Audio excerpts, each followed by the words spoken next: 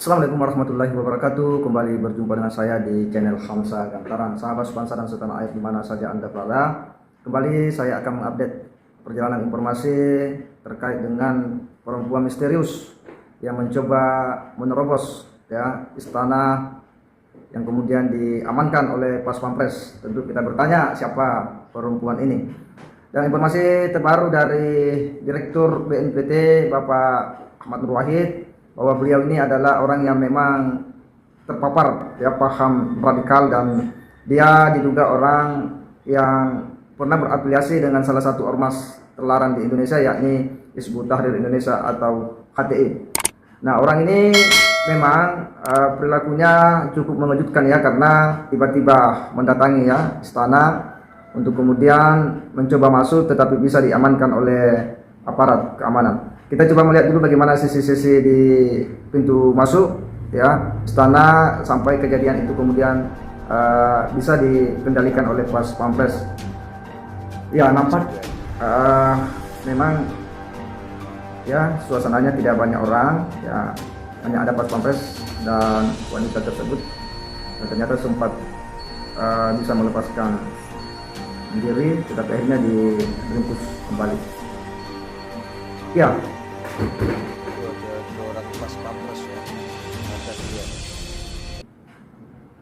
Jadi memang bahwa sudah terlalu banyak pengaruh-pengaruh paham-paham radikal ini yang kemudian sudah bekerja di alam pikiran banyak warga bangsa, sehingga kita sudah susah membedakan lagi mana yang sudah terpapar, mana yang belum. Dan kejadian ini sebenarnya menjadi sebuah indikasi bahwa ternyata pikiran-pikiran itu masih bekerja di tengah-tengah masyarakat kita, dan ada saja kemudian warga kita yang mencoba melakukan tindakan-tindakan ekstrim seperti yang dilakukan oleh perempuan ini. Dan ternyata bahwa memang dia adalah orang yang sudah terpapar sebagaimana penyampaian dari Direktur BNPT Bapak Ahmad Nur Wahid, bahwa dia memang adalah riwayatnya merupakan anggota mantan organisasi Hizbut Tahrir Indonesia, yang sebagaimana kita tahu bahwa memang kader-kader mereka ini adalah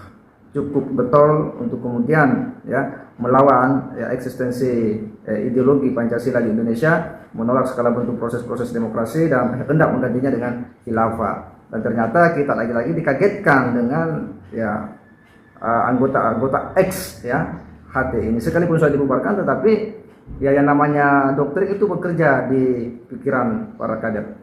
Ini kita akan coba membaca beritanya. Ini masih baru. Perempuan todongkan pistol ke Pas Pampres BNPT anggota HTI. Jadi sangat jelas bahwa memang dia diduga sebagai anggota HTI.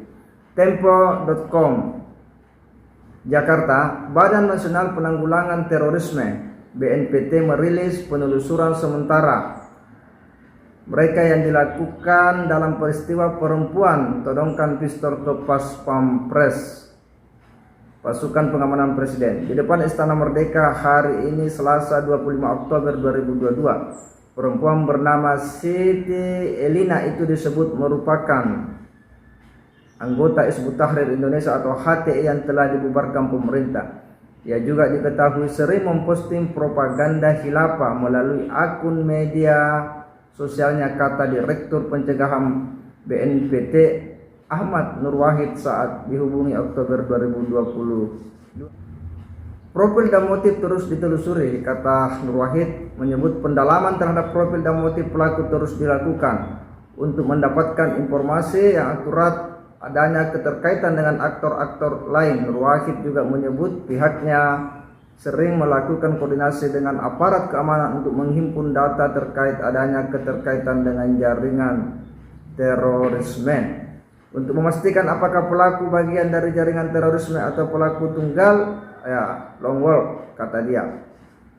Perempuan dinilai rentan direkrut oleh kelompok teroris. Jadi lebih lanjut, Nur Wahid menegaskan kejadian teror yang melibatkan perempuan di Indonesia bukan peristiwa baru. Ia mencontohkan ancaman bom di istana yang lebih dahulu digagalkan oleh aparat penegak hukum pada tahun 2016 silam. Salah satu calon pengantin yang ingin melakukan aksi di istana terlebih dahulu diamankan oleh Densus 88 yang juga pelakunya adalah perempuan, Dian Yuli Novi, dan ada juga Saskia Aini yang melakukan penyerangan ke Mabes Polri pada tahun 2021. Ya, jadi memang kadang ya perempuan memang dipergunakan atau dimanfaatkan untuk melakukan aksi-aksi teror. BNPT kata dia memang telah mewaspadai tingkat kerentanan perempuan untuk direkrut dan dijadikan pengantin oleh kelompok teroris. Dalam jaringan teroris, perempuan tidak lagi menjadi aktor pendukung dan simpatisan, tetapi sudah diposisikan sebagai pelaku atau martir. Pemanfaatan perempuan dalam aksi terorisme memang tren baru, khususnya yang dilakukan ISIS, baik dilakukan dengan jaringan atau lone wolf yang tidak terikat komando dan jaringannya, ujarnya. Karena itu Nur Wahid telah berupaya meminimalisir keterpaparan perempuan dalam jaringan dan aksi terorisme dengan cara melibatkan perempuan. Dengan cara melibatkan perempuan sebagai agen perdamaian, perempuan harus diberikan pencerahan karena sebagai salah satu sasar dari jaringan terorisme. Peristiwa perempuan terungkap pistol ke Pas Pampres itu terjadi pada Selasa Oktober 2022. Awalnya perempuan yang menggunakan cadar tersebut mendekati pos utama Pas Pampres di depan Istana Merdeka, berada dekat dari lampu, lalu seorang anggota Pampres yang mencurigai gerak-geriknya perempuan tersebut mendekat. Tanpa apa-apa, Elina lantas mengacungkan sebuah pistol ke arah Pas Pampres tersebut. Beruntung anggota Pampres berhasil mengambil pistol rakitan itu dan kemudian menyerahkannya kepada anggota polisi lalu lintas yang sedang bertugas di depan istana. Elina kini harus menjalani penahanan dan pemeriksaan intensif di Subdirektorat Keamanan Negara Polda Metro Jaya. Ya, jadi memang kecurigaan kita ya tidak jauh-jauh bahwa ketika muncul ya kelompok-kelompok seperti ini, maka itu tidak jauh-jauh daripada mereka-mereka yang selama ini selalu mengusung ideologi khilafah. Ya, kenapa? Karena memang mereka ini sudah terdoktrin ya bahwa negara hari ini yaitu dianggapnya tidak menjalankan hukum-hukum Tuhan ya, bahwa negara hari ini itu dianggap ya zalim terhadap rakyat.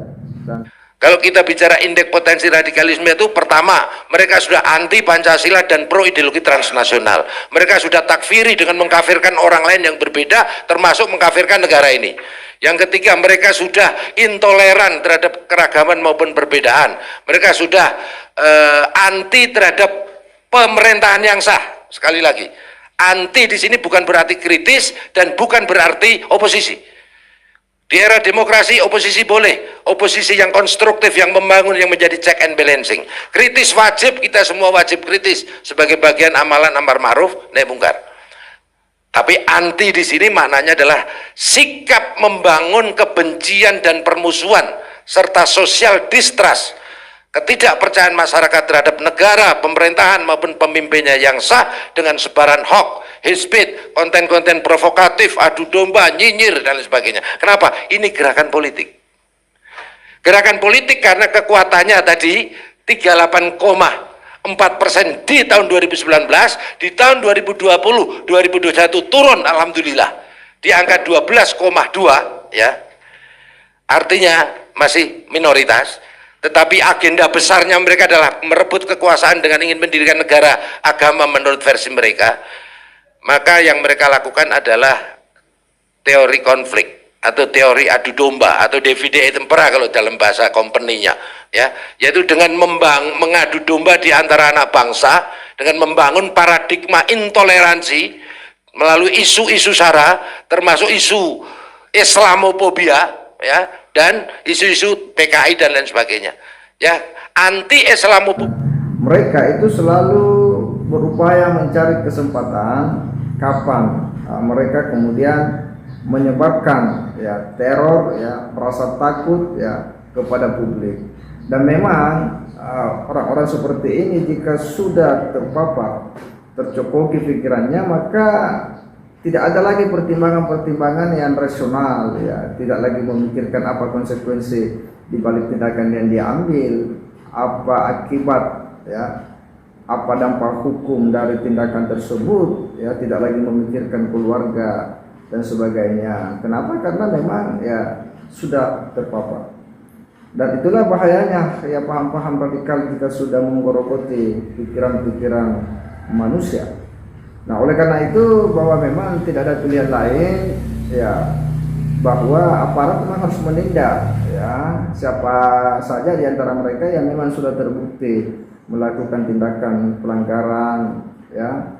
Karena kalau misalnya ini dibiarkan, ya ini bakal ya menular kepada yang lainnya. Pasti akan semakin banyak orang yang bisa saja berani memunculkan dirinya, ya, lalu kemudian melakukan tindakan-tindakan menyebar teror dan sebagainya, dan itu sangat berbahaya bagi ya suasana kehidupan berbangsa dan bernegara. Ya, oleh karena itu kita berharap memang ya tindakan tegas daripada aparat, dan perempuan ini harus ditelusuri, ya, apakah dia mengambil tindakan karena inisiatif sendiri atau karena memang digerakkan. Jadi tentu kita menunggu bagaimana hasil penelusuran dan investigasi daripada kepolisian. Yang tentu kita berharap bahwa polisi bisa menelusuri apa motif-motifnya dan apakah dia digerakkan atau tidak, biar situasi ini kemudian menjadi terang dan kita semua bisa mengambil langkah-langkah preventif untuk menghindari kejadian-kejadian teror yang mungkin bisa saja terjadi di tempat-tempat lain. Saya kira demikian. Wassalamualaikum warahmatullahi wabarakatuh.